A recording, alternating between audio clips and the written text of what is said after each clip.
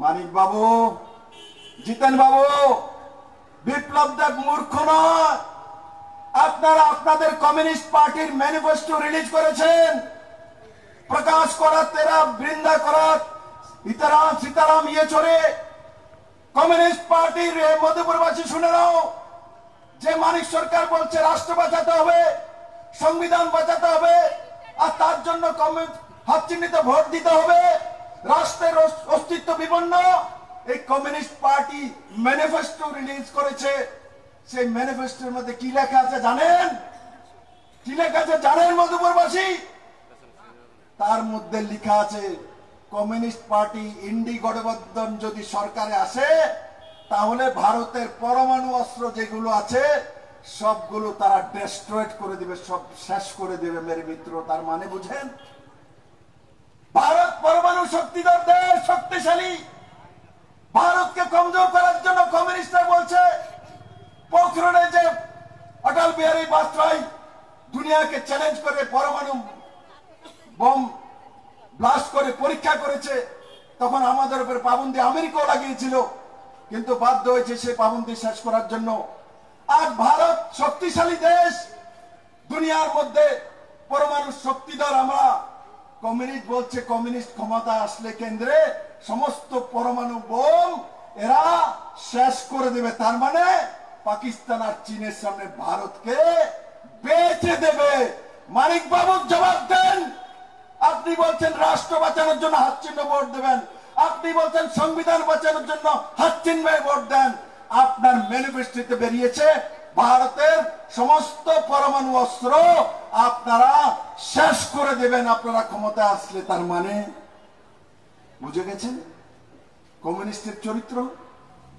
এরা দেশদ্রোহী, এরা রাষ্ট্রদ্রোহী, এরা ভারত বিরোধী। মানিক সরকার মাপ চাও ত্রিপুরাবাসীর কাছে। জিতেন চৌধুরী, এরা মাপ চাওয়া উচিত যে এমন খতরনাক ম্যানিফেস্টো বের করেছে। পাকিস্তান এমন ম্যানিফেস্টো বের করে না। পাকিস্তান বলে ভারতের পরমাণু অস্ত্র ধ্বংস করো, চীন বলে আজকে চীন আর পাকিস্তানের ভাষা। কমিউনিস্ট পার্টি বলছে এবার মধুপুরবাসী আপনারা তয় করুন, জিজ্ঞাসা করুন এই কমিউনিস্টদেরকে কেন তাদের ম্যানিফেস্টোর মধ্যে সেটা লেখা হয়েছে, কি কারণে। তার জন্য বলি মেরে মিত্র, এখানে ভারতীয় জনতা পার্টি ছিল না বলে কমিউনিস্টরা ফাঁক দিয়ে ত্রিপুরাতে বিনা কাজ করে 35টা বছর শাসন করে আমাদের যুবা ওদের পিছিয়ে দিয়েছিল। মেরে মিত্র, আমার প্রিয় মধুপুরবাসী, এখনো যারা কমিউনিস্ট পার্টিতে আছেন আমি করজোড়ে নিবেদন করি। আমি যে বলেছি কমিউনিস্টের ম্যানিফেস্টোর মধ্যে ভারতের পরমাণু বোমকে ধ্বংস করার জন্য লিখেছে, জিজ্ঞাসা করুন কমিউনিস্টের নেতাদেরকে লিখেছে কিনা। বলে বিপ্লব দেব বলছে লিখেছেন। তারপরে কমিউনিস্টদের ভারতে থাকার অধিকার নেই। মেরে মিত্র, এই দেশের মধ্যে থাকার অধিকার নেই। এদেরকে পাকিস্তানে ভাগিয়ে দেওয়া উচিত, এদেরকে চীনে ভাগিয়ে দেওয়া উচিত। এদের অধিকার নেই ভারতের বস্তুর মধ্যে থাকার।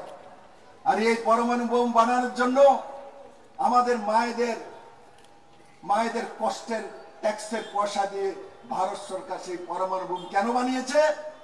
পাকিস্তানের হাত থেকে দেশকে বাঁচানোর জন্য, চীনের হাত থেকে দেশকে বাঁচানোর জন্য। আজ দুনিয়া ভয় পায় ভারতকে কেন? ভারত পরমাণু শক্তিধর দেশ। আমার যুবা চেহারা আছে গর্ব করে, আরে আমি ভারতবর্ষের নাগরিক। ভারতকে যদি কেউ আক্রমণ করে চীন, তো ভারত পরমাণু দিয়ে তাদেরকে আক্রমণ করবে, বরাবর এদেরকে ছাড়বে না।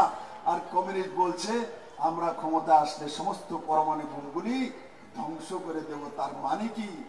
তার মানে ভারতকে পাকিস্তান চীনের সামনে বিক্রি করে দেবে। এই হচ্ছে কমিউনিস্টের মানসিকতা। আর মানিক সরকার বলে উনি সংবিধান বাঁচানোর জন্য এসছেন। বাবু, বহুত সম্মান করে আপনাকে বলছি, আগামী পরশুদিন অব্দি 4টা অব্দি সরব প্রচার হবে এই কেন্দ্রে। প্রধানমন্ত্রী আসবেন। আমি এখান থেকেই বলছি বিপ্লব দেব বাবুকে এবং তার সমর্থকদেরকে আসুন তার কানে পৌঁছানোর জন্য। কেন আপনাকে 4 বছরের মাথাতে আনসিরিমোনিয়াসলি ইংরেজিতে বলে, অর্থাৎ বিনা নোটিশে আপনাকে ঘাড় ধরে চেয়ার থেকে নামিয়ে দিল্লি পাঠিয়ে দেওয়া হয়েছিল। এই ঘটনা একটু বলুন। ধনমণি বাবু বলছিলেন তার কোনো অপরাধ ছিল না। তো অপরাধ না থাকলে এইভাবে নামিয়ে দে? হ্যাঁ, বিজেপির লোক বলতে পারে এটা আমাদের দলের অভ্যন্তরের ব্যাপার। হতে পারে বিপ্লব কুমার দেব যদি সেদিন মুখ্যমন্ত্রী না হতেন, এটা আপনার দলের অভ্যন্তরে হতে পারত। কিন্তু তিনি মুখ্যমন্ত্রীর পদে ছিলেন, মুখ্যমন্ত্রীর চেয়ারে ছিলেন। এটা পাবলিক পোস্ট, সাংবিধানিক পোস্ট, আর সেখান থেকে আপনি সরিয়েছেন। এই রাজ্যের জনগণের 40 লক্ষ মানুষের এবং সাধারণ বিজেপি সমর্থক তাদের জানার অধিকার আছে। 17 তারিখ অব্দি টাইম আছে। বিপ্লব কুমার দেবের যদি সে রাজনৈতিক নৈতিকতা থাকে তার উত্তরটা দিন।